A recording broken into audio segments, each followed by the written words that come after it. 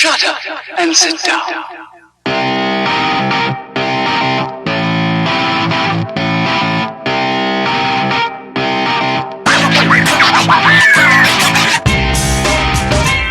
And coming from the Mars Superhighway, it's the People's Review Podcast, starring me, Dylan, and my special Mars-based guest, Jose or not Quato. guest. You're not a guest. You also host this. I am today's special guest, Quato Jose.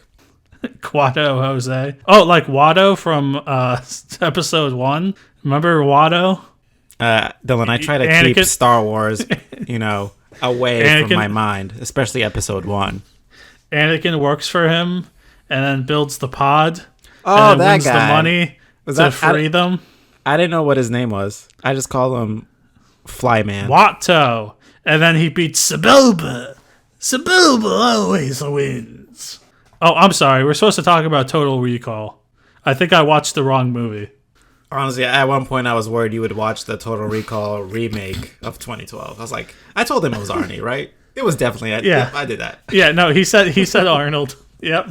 Because I've seen clips of this movie, so I knew I knew that Arnold was in it. So I did not click on the other one. Is it good? I don't know. I don't know. Is it good? Have you seen it? I have not seen it, so I can't confirm if it's good or bad. Well, nobody's seen it, so luckily we can't talk about it. But we can talk about the 1990 film Total Recall. And like you said, starring Arnold. This is a Paul Verhoeven film, which is a fun name to say. I'm Verhoeven to start this podcast. I don't know. I think I was trying to go for Behoven, but it didn't work. Yes. Yeah, that doesn't work. So, hey, Jose, what's this movie about? This was your pick. Because we did not watch The Matrix Reloaded. Aren't you thankful we didn't watch? I mean, technically, you could kind of call it both the same because, there's kind of a red pill factor in both of these movies. Yes, there is the red pill. And we don't know if this is a dream or not, or a simulation. People keep trying to tell them it's a dream, but it's not really a dream. But we don't know. We'd be the last to know. I mean, honestly, the ending, it felt kind of like a dream, so... And it fades to white. Fade to black means the end. Fade to white means, I'm about to wake up. Dylan, did you have a dream about another woman? How dare you cheat on me? I had a dream where I was doing a podcast with someone else. How dare you? It What do was you think you called The Person's Review. It was called Cool Guys All the Time 24/7. Now, that just sounds like a dumb podcast name. Now, a great podcast name. That's gonna be the podcast that I start with that by other myself. trifling. Who is he?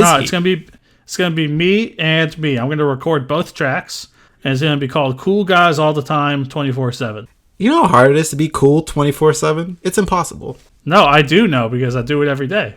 What do you think I'm doing here? Come on, pick up on the vibes, bad. bro. My bad. Okay, anyways, that's on me. Okay, so Total Recall is a sci-fi movie, as per the sci-fi genre we agreed to select a movie for.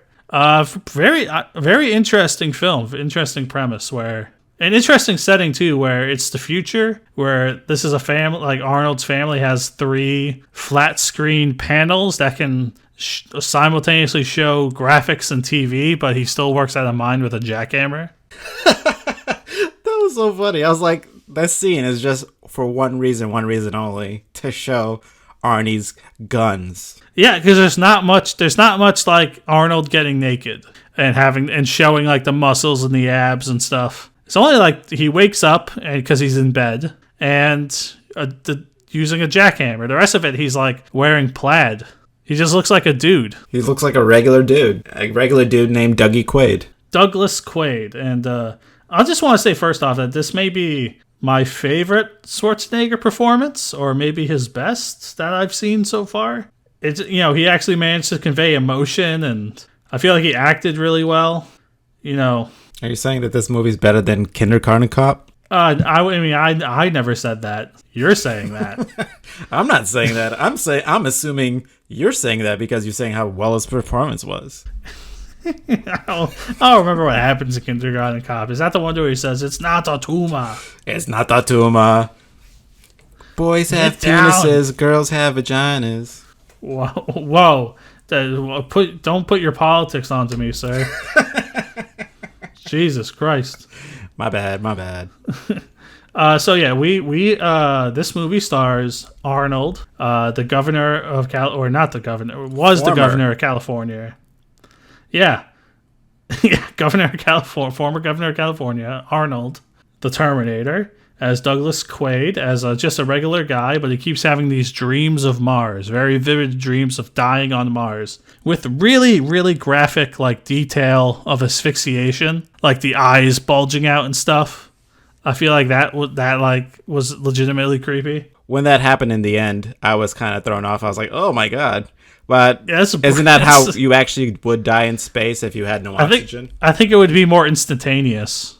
Yeah, definitely not that fucking 3-minute dragged out fucking. And also, okay, I don't want to jump on this right away, but it is something I thought about. So I don't want to just jump to the end, but at the end, everyone is happy and Mars has an atmosphere and people are just walking out and breathing on Mars. Despite the fact that it would be super sub-zero temperature on Mars. It would be so cold.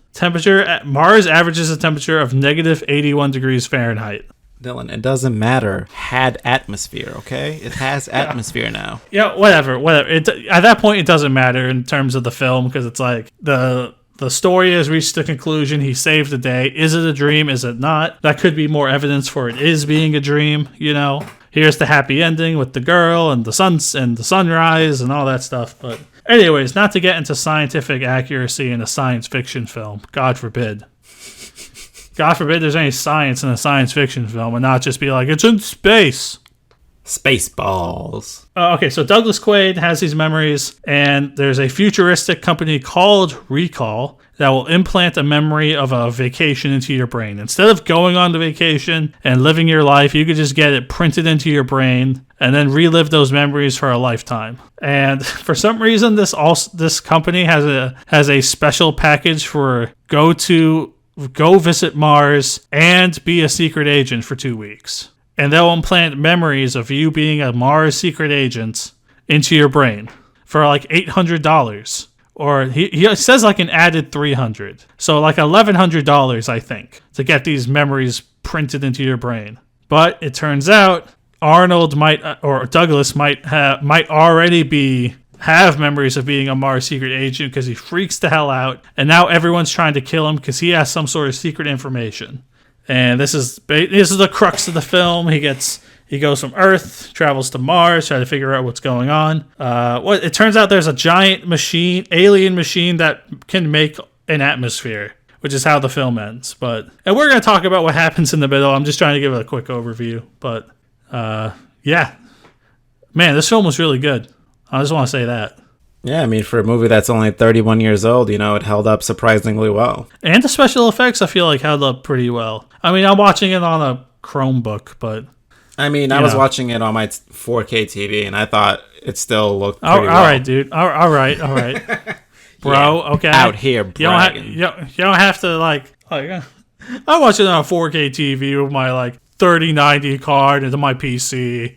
I could have streamed it, but fuck it. I just had it downloaded already onto the RAID, and there's 4 Ethernet ports connected to my TV to get all the 4K bits into it. Hey man, all right. Some of us have to live the rough life out here. You think I with have only 4 one Ethernet cable? Ports? I have 6. Dude, I don't know. Get it straight. Hey, I'm dedicating this podcast to the people living the non-4K life with low technology. All right, I'm with you. Listen, I'm just agreeing with you. Watching on a higher res television, that the graphics still held up very well. This is the people's review, and I will be the voice of the people. I forgot I was the bougie review. My bad. I apologize, everyone. I apologize. Okay. But, okay, so it's not... Okay, back to the topic. It is nice to get verification that even on a large pixel TV that you worked very hard for, I'm sure, it still looked good. How about we talk about some scenes? some let me go scenes from first. this film. Oh, go ahead. Thank you. So my first scene is, of course, the first scene of the movie where, Doug is waking up after his dream, and then he starts to talk to his wife, Lori, about how he's having the dream again about the lady on Mars, and she just right away just gets super jealous of him talking about another woman. Dylan, have you ever been in a relationship with somebody, and as soon as you woke up from a dream and you told them someone else besides them was in it, they got very upset at you? No, because I wouldn't have told them. Like, come on, man. What are you, an idiot? What are you, stupid? Listen, you're gonna bring that kind of drama into the bedroom? What are you doing? Listen, if you just have a dream and you're like, this person popped up in my head, you just want to discuss it, and then I'm like, who the fuck is this person? And why are they coming up in your dreams? Like, it just happens. It's dreams. Oh, or is it? Are you a sleeper agent? Am I a secret agent? Well, it's like, okay, so you may say that someone was in the dream, but you're never telling them that it's like a sex dream or anything like that, right? No. You're not doing that, no. There was this one time I was dating somebody. I'm going to send this to your partner. Go on. So I was dating somebody, and they had a dream about me cheating on them. And then when they woke up, they hit me saying, "Why did you do that?" And I was like, "What? What did I do?" You're like, "You cheated on me in my dream." I was like, "Listen, whatever Dream Jose does, he a player. He do what he do. All right? So you just gotta leave it." You did. There's no way you said that. Of course not. I said, Yo. "What do you mean? It's just a dream. I didn't do anything. It's your dream." And then you just like turn around and be like, hoes mad, I guess. I don't know. Hoes be mad sometimes. They be so mad. It's like, it's not even my dream, Dylan. I didn't do anything in my dream. It's her dream. Like, Guilty. What's going on? Guilty as charged. And then she was like mad at me the whole day. I was like, what the fuck's going on? Okay, so this wasn't like, because I've had like waking up moments where like if I had a really intense dream, just being like, okay, wait, hold on. That's not real. I'm here and this is what's going on. And okay, back to bed. But throughout the whole day, man. I know. I was like, I didn't even do anything. That's Ridiculous. So funny. Oh, God. Yeah, she's like jealous right away. And because later it turns out that this woman is a real woman. And they have like their own fight scene too. So I like how these like little thread, like right at the beginning, this thread goes out through a majority of the film. Just a good example of the filmmaking. Yeah, everything pretty much comes back. And we also learned that Lori is actually one of the bad guys' wife. Oh, yeah. And his like the bad guy's sidekick makes a comment. He's like, "Oh, you think she's probably happy with that assignment?" He's just like, "What are you talking about? Like cuddling up to Arnold every day." I mean, who wouldn't? Did you see his biceps, especially in the jackhammer scene? He was like, "Oh." Why wasn't that guy? He could have been he could have been a wrestler, or I guess he probably made way more money in movies and got way less injuries. Yeah, and it became a mayor. I'm sorry, not a mayor. Governor. The mayor. Oh, my God. Yeah, like, why would you risk all that for wrestling? You gotta live the gimmick, brother. Come on. You gotta live it.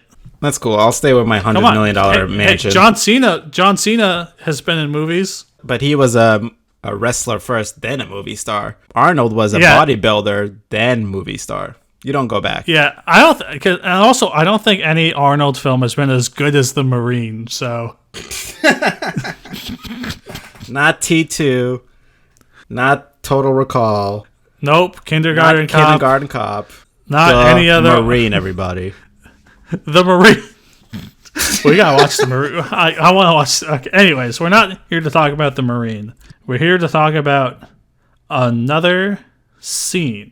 Okay, so yeah, the next scene I want to talk about is sort of the Matrix moment that we talked about a little earlier, where we start to figure out that this may not be real, maybe. So basically the whole crux of the film is basically the catalyst was Arnold going to the recall place and having like a seizure when they tried to implant memories.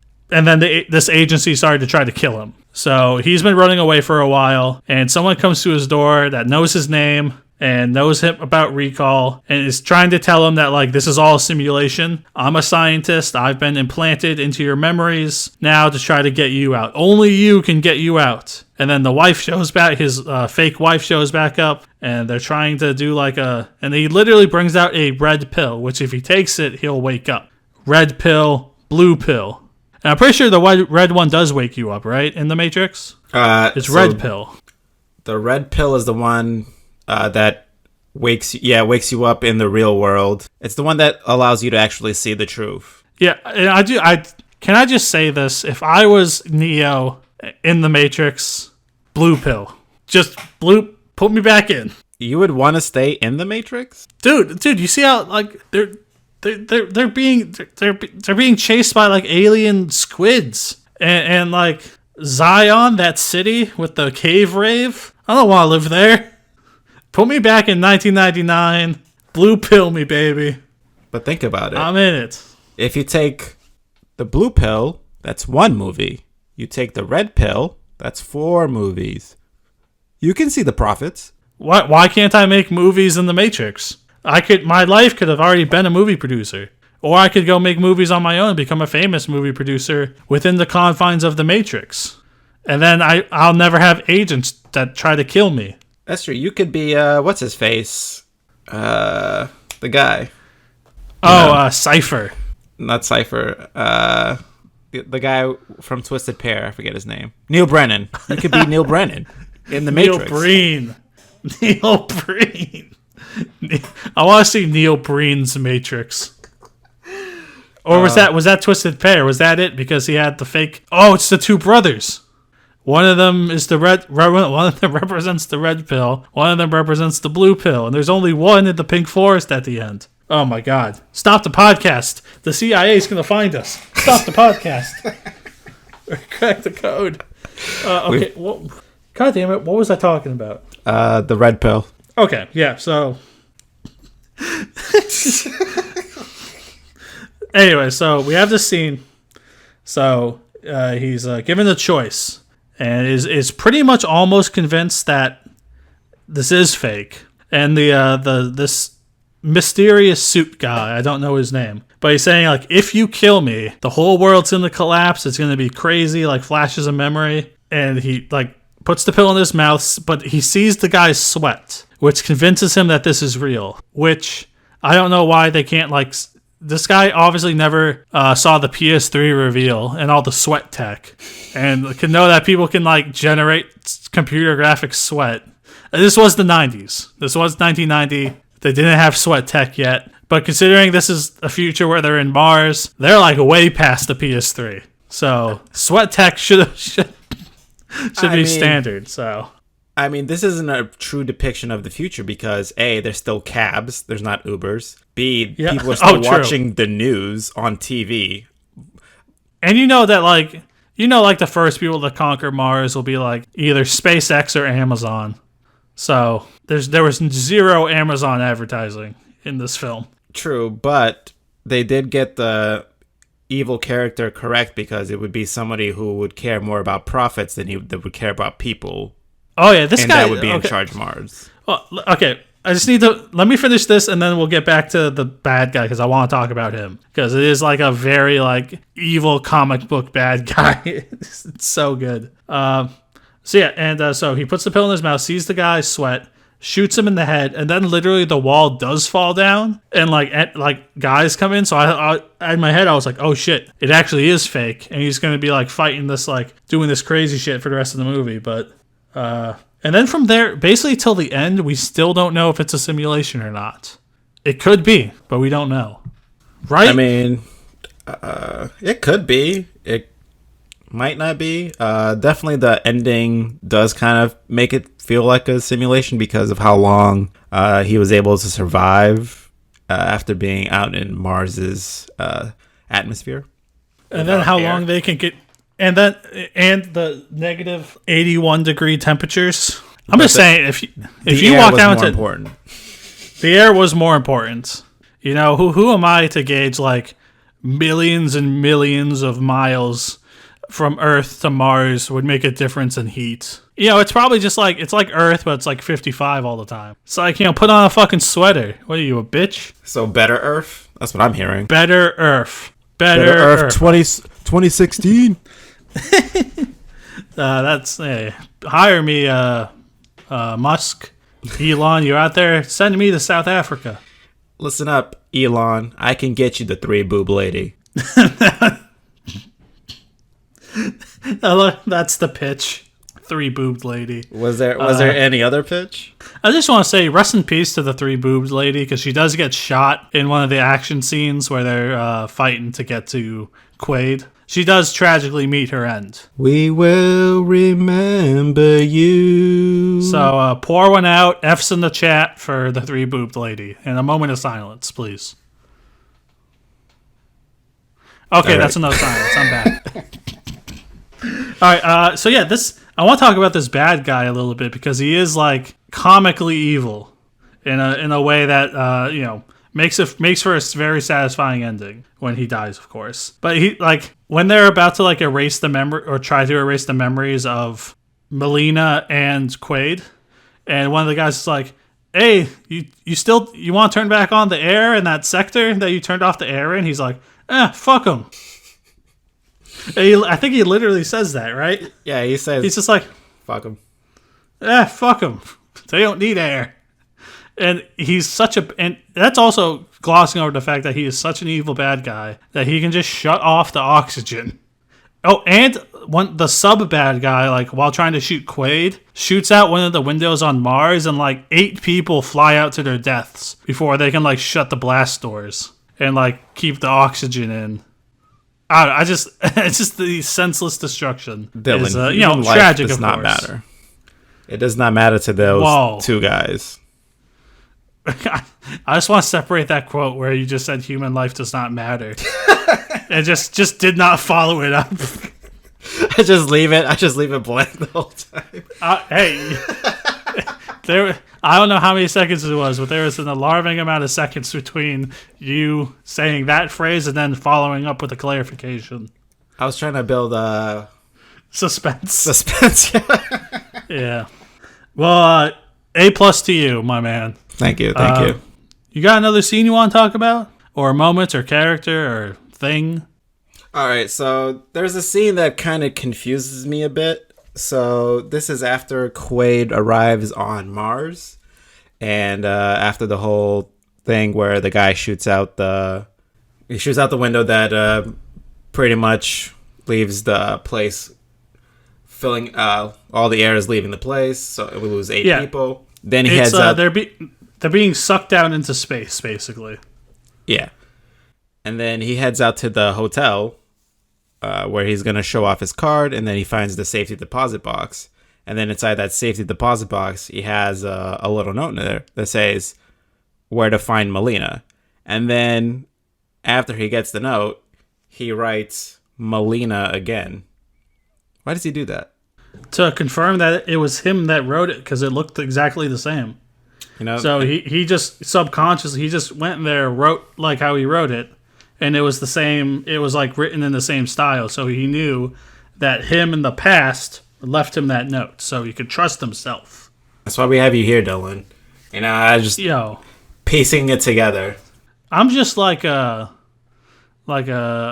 galaxy brain film talker. You know what I'm saying? My mind's just expanding at a rate like the Big Bang. My mind's like the Big Bang. It's just constantly making new planets of information, and all in some trash. There's definitely a lot of space trash, but it's constantly expanding and blowing up, and it's a big explosion all the time of just movie knowledge and information. And the fact that I allow a mere mortal like you to bask in my presence, you should thank me. I'm being very dramatic this episode. You are being very dramatic, but wait till you're gonna be dead, Dylan, and I'm gonna be at home just in time for my cornflakes. So letting you know that. Bring it on, bitch. Yeah, so just a little bit of storytelling right there, because he can't trust anybody. That's true. And then we learned later on he can't even trust himself because apparently this guy set himself up. Congratulations, which I guess doesn't make. You played yourself. Yeah, but like, could you imagine being like, I'm gonna lose my identity and then kill myself? Or no, he's gonna take his body back. Is they're gonna reimplant his personality or erase his memories back to being Danhausen or whatever his name is? Yeah, I think when they were both in that machine, that was to them, for one, to Melina's character to lose all her memories and be subservient, and then Quaid's character would be, once again, Hauser. Hauser, that's the name. That is a pretty good 80s like bad guy name, though. Could you imagine that? Like, Hauser's here. Not Hauser again. It's Biff Hauser, the football Biff. jock. Biff Hauser. That's going to be my wrestling name. Biff Ladies Hauser. and gentlemen, Biff Hauser! Bim, bim, bim, bim. Blah!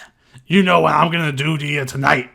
Blah! Look at my muscles. Anyway, that's my promo. Call me, Vince. you got my number. Don't you want to go to AEW, though? That's where the real wrestling is. Oh, yeah. That is where the real wrestling is, Jose. You're exactly right. But we're not here to talk about the best thing in the world. I mean, not wrestling. We're talking about carrot cake? I like carrot cake. Exactly. It's the best in the world. Best in the... Oh. Are you saying carrot cake is the CM Punk of cakes? I can't Is that think what of you're another. trying to tell me? I can't think of another cake that could even be compared to CM Punk in the carrot cake world. He did give out ice cream bars, though, which was a nice throwback to his WWE appearance. If you don't know, Jose, CM Punk was a wrestler. Should we even talk about this? No one cares. Nah. Nice. Let me come up with another scene. How about?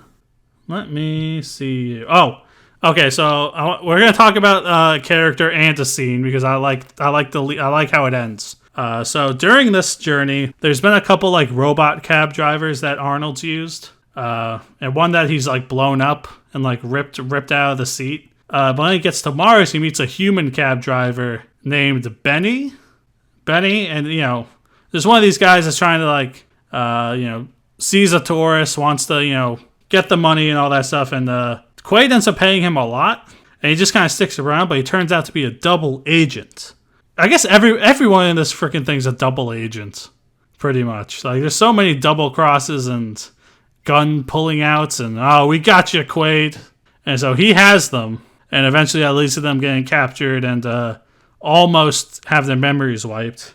And later on, they're trying to find this. They're trying to find the big machine that will make oxygen or an atmosphere. And then Benny comes out. Instead of driving a taxi, driving one of those big driller machines. And they get kind of messed up. Like, they get kind of like grounded up a little bit. But Quaid has a big drill. And he drills like the wiring. So Benny has a moment of confusion. And then Schwarzenegger drills through the metal and says, "Screw you," and then kills him with the big drill. Get it? Because it's like he screwed him and said, "Screw you." Yeah, I get it. Do you now? But yeah, but definitely like we might as well say in light of current times, this is a bit of a token character. The only African American character in the whole thing is a double-crossing cab driver who gets drilled to death. But that end scene is so cool, though. It was a good scene. I honestly, had, it's been a long time since I've seen this film, and I forgot that Benny had betrayed them at the end, which sucks because I kind of, Benny was kind of a funny, goofy guy, but he's got 5 kids, 5 kids to feed. You shouldn't have said 4. He's got like a mutant arm too, which doesn't really come into play at all. It just like happens once. And so like he gets the good guys to trust him because he's like, I'm a mutant like you. But then he, ends up trying to drill Melina and Quaid to death. Honestly, Benny, we expected better of you. It's like the end of GTA 5 where where you can drill your way into the bank underground. Remind me of one of those kind of drill machines. Oh, I thought you were going to say it was like the end of GTA Vice City when Lance Vance Dance betrays Tommy Vercetti. This is going to be the last dance for Lance Vance. That's not how Tommy sounds at all, but... Just like think of Ray Liotta and then there you go. No. Yeah, Lance Vance sucks, though. Fuck Lance Vance. He had a good thing going. He tried to upstage Tommy Vercetti. You know, that's what you get, Lance Vance. Well, his brother did get killed at the beginning. He had a rough one. Very true. What do you like better, Vice City or Total Recall? I guess that's like tomato. That's like apples and oranges at a certain point. Yeah, because I really enjoy Vice City, but I also enjoy Total Recall, but in two different ways. Yeah. There was no 80s music and where were the radio stations at Total Recall? Jeez, come on. And the map was so small. Smorfest. It was there was no map. It was so linear. I know, it was like you're on Earth, now you're on Mars. Like, come on, developers, get it together. Come on, man. Oh, speaking of dumb gamer stuff, this doesn't really relate to anything we previously talked about, but I think we might be a good discussion point. Mm-hmm. There were people complaining about the new God of War because it had the same entering the boat animations as the last one, like Ragnarok and the, I guess, soft reboot, I guess. The one where he has the kid. Okay. And like gamers are like, using the same animations? So lazy of the developers. Like completely ignoring the fact that people, most game developers work like 80-hour weeks all year and then working so many hours and haven't unionized and the fact that games are so hard to develop and make and like this is the hill you're gonna die on here. The fucking boat what do you want them to do? Like there's only so many ways you can enter a boat. You're really gonna re-record the boat animation with all the other shit that has to be done in the game development's timeline and they still come out buggy as hell, you know? Yeah, I wouldn't pay too much mind. I mean, let's be honest, for like years we were still using Grand Theft Auto used the same engine for like 3 video games. Actually 5 if you count Vice City and Vice City Stories and Liberty City Stories. Oh, yes, and all those games are basically good. Exactly. I've never beat Liberty City Stories or Vice City Stories. Me either. I never had them on the PS2. Gotcha. Well, if my outlets worked, I could play them on my PC emulator, or I could plug in the TV and play them on my PS3. I actually have them on PS3. The PS2 version's on PS3.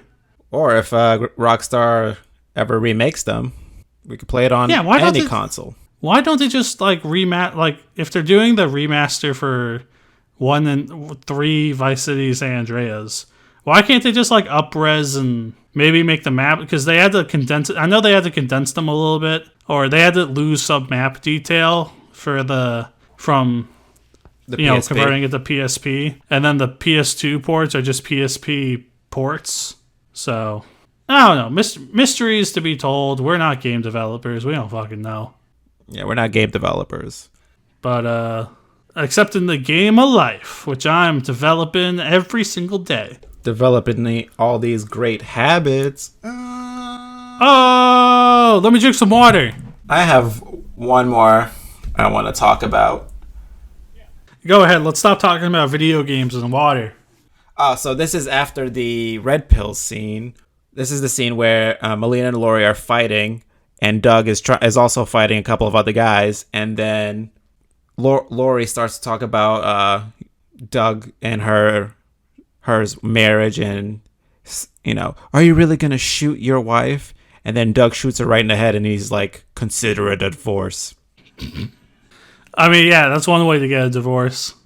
And they weren't legally married anyway. It was just a memory, so he's not gonna have no alimony payments, I know, but just the whole scene where he's like, the 2 women of his life are fighting, and then basically just shoots one of them right in the head.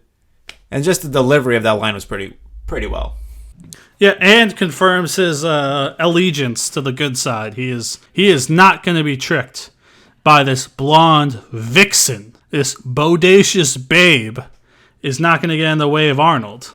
I'm trying to use 90s. It's the 90s. I'm using 90s talk. Listen, Sharon Stone, this is before Basic Instinct, okay? Yeah, but look at the bodacious bombshell babes. Dylan, this movie's set in that's an alliteration. The 2400s. How dare you? 2400s. I wonder what kind of alliterations they'll have in the 2400s, man. They're going to be combining all sorts of words together. Well, we'll still have Johnny Cab, so we have that to look forward to. Yeah, oh man. It's Johnny Uber. Here we are. Versus Jimmy Lift. Who are you going to choose? Gotta choose them all. So yeah, this is a definite thumbs up movie for me. This is if I have seen this is the first time I've seen it in a long time. I was intrigued all the way to the end. Great build, great story, good action. Definitely Arnold's best acting. One of Arnold's better acting performances, I would say. It delivers a lot of lines really well, conveys the emotion. Thumbs up, boy. I have to agree with Dylan. All the actors did a phenomenal job in this movie, especially Arnold, because sometimes he could, his characters get a little bit very goofy, and he doesn't always portray them very well. But I felt like in this entire role, he did an excellent job portraying and playing Doug Quaid. Yeah, and this is also a man who got the role of a death-killing robot because he sounds like a death-killing robot. Or not death-killing robot, but killing death robot. Or, robot from the future here to terminate you. Because he has the accent, he's a big muscle man. All right, we'll get this guy to say very simple sentences, and that will go. So, but he shows so much range here, anger, betrayal, emotions, Good on Arnold. Yeah, I don't remember. This is why he's the governor. Transformers, but I get okay. Well, we are going to pick an animated film, so maybe we'll see if he's in Transformers. We will see. But yeah, thumbs up here. Excellent movie. Highly recommend everyone watch it. Watch it. Yeah, watch it. I was gonna say, hey, watch it, Jose. I was gonna say before the podcast, watch it, but that doesn't make any sense. Yeah. Before you listen, stop listening to this. Stop listening at the end. We already talked about it. Oh my god. Well, Dylan, now that we've finished reviewing the movie, well, it's time to choose the movie. Right? It's the coin flip time. Coin flip time. It's coin flip time. Coin flip time. Gonna flip that coin. Coin flip time. Gonna flip that coin. Gonna flip that coin. Time. I hope we all win. All right, I'm actually gonna. I have to flip a coin of my own this week because I have two movies that I have to. My God. One, I thought of these at the last minute, but I got two animation movies I want to choose from. I'll let you choose head or tails, and I'm not going to tell you what the films are. That's anticlimactic for me. No, just choose one. I can't choose between them. Choose a side of the coin. I'll flip it. Whatever the one is, I'll choose. I know which ones are which, so. Alrighty. Let me know when you're ready. I'm ready. Tails. Tails. We are going to watch B-movie, or we could watch B-movie with Seinfeld. The B-movie. Oh man, I haven't seen that in a very long time. I've never seen it. Let's watch the B-movie. Oh man, I think I've only seen it once, and it was like on VHS when it came out. Man, was it that long ago? Yeah, it's like 2004. You had a VHS of B-movie? 2004. Hold on. Hold. There were still VHSs in 2004. You tell me this was 5 years after Seinfeld ended? Yeah, when Seinfeld was still at its peak. Peak? Well, when Jerry Seinfeld was still at its peak. All right, it's 2007. It looks like. Well, VHS still a thing in 2007. Still a thing, but we ain't all had no DVD money. Yeah, it's true. It would have been premium products back then. So Exactly. No jokes. But yeah, B movie. All Never right. seen it. He's never seen it, ladies and gentlemen. What's your film? So my choice is actually a movie called The Children Who Chase Lost Voices. Interesting title. Yeah, so this movie is directed by Makoto Shinkai. It's a coming-of-age story involving young love and a mysterious music coming from a crystal radio left as a memento by an absent father that leads to a young heroine deep into a hidden world. Man, you thought about this way more than I did. I thought it'd be a great pick since I have never seen it. But is Seinfeld in it? I can confirm that Seinfeld is not in it, unfortunately. God, man. I'm out here picking artsy films, and you pick this. Actually, we're like the opposite. It's like opposite. Like I made the dumb choice this week. I just thought it'd be funny. I got to go back to trolling a little bit. I got to go back to trolling you a little bit in terms of movies. I can't pick stuff I like all the time or have watched. You know, yeah, spice. I've never watched it either, so we're in the same There we boat. go. Yeah, exactly. B movie, Children Who Chase Lost Voices, same film. Same film minus Seinfeld. It just wouldn't conflict with his busy schedule. Let's coin flip.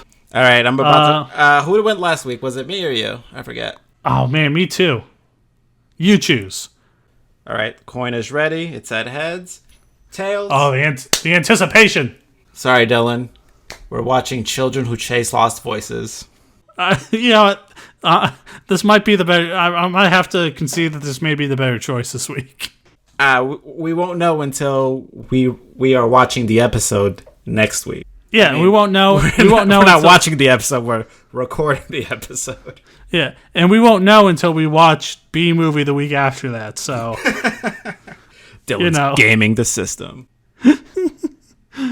Okay. So, Children Who Chased Lost Voices, and also the known genre as for next week is going to be. It's just how many genres do we have? We're running out of genres. Well, we can always circle around if we need to, but we can also be very specific. I think I'm going to go a little specific with it. Have we done horror yet? No, but I was kind of saving that one for October. Oh yeah, Halloween. Yep, duh. Is it bad that me, a major of a holder of a bachelor's degree in film, has to look up genres because I just can't think. I just can't think because I just think movies. I just think like action, comedy, drama. That's like the main ones, and like whether it's like a western or not, or like a crime film. Like, all right, those are just action or drama movies, or action drama movies. Like, you know, it's like video games sometimes. Like everything's basically an action adventure game at a certain point. Very or at true. least like all the big budget titles. So I think for next week, drama will be our genre. Drama. So that's a very big one. I mean, I guess comedy is big too, but so just like serious films about something dramatic. It just has to be a dramatic movie, you know. It could be like, oh my God, Becky, look at her butt. That's drama right there. What about like a dramatic musical? I mean, like technically, Les it has Miserables. drama in it. That's a drama. If it's, I am Jean Valjean. you know, anything goes. Anything Jean goes as long as it's Valjean. drama. Okay, gotcha. Sorry, I was actually in college, I was an extra in a someone's like final project where they reshot the first scene of Les Mis. I was like a guard. I got so sunburnt, but I listened to the first like song of Les Mis a bunch because there was a lot of takes. My poor guy Dylan, he had to suffer. Yeah, I suffer for my art, just like I'm suffering here, sitting down in my room with a roof and nice weather and microphone and talking How about dare movies. you suffer so much? I'm doing it for the people. The People's Review Podcast. At peoplesreviewpodcast.com. People's Review on Twitter. We're gonna, we're doing a little site redesign. With Jose taking the crown, and we're gonna be continuing these episodes, obviously, because they had a good time. I'm having a good time. Jose's having a good time. The People's Review podcast is having a good time, and we're gonna watch not the B movie next week. We're gonna watch Children Who Chase Fallen Angels. Children Who Chase Lost Voices. Children Who Chase Lost Voices. Children Who Chase Lost Voices. Children Who Chase Lost Voices. The B movie. B movie. B. Sorry. Wait, if you think it'll happen, The Secret. Wait, were you talking about the B movie? No. I could have sworn that Jose said, I want to watch the B movie. Or am I just blacking out? You're probably blacking out from all the insanity you're thinking of. Like I know. I have implanted memories that we watched the B movie. Sorry, I'm misremembering. I paid... Dylan, I have this red pill here that you can take that'll make you remember we're not watching that movie. Will it make me forget about the B movie? No. It'll leave it there to remind you how bad it was. Thank you. I appreciate it. All right, that's it. Enough rambling. See you guys next week. And I hope you guys are going to be home just in time for some cornflakes. Shut up and sit down.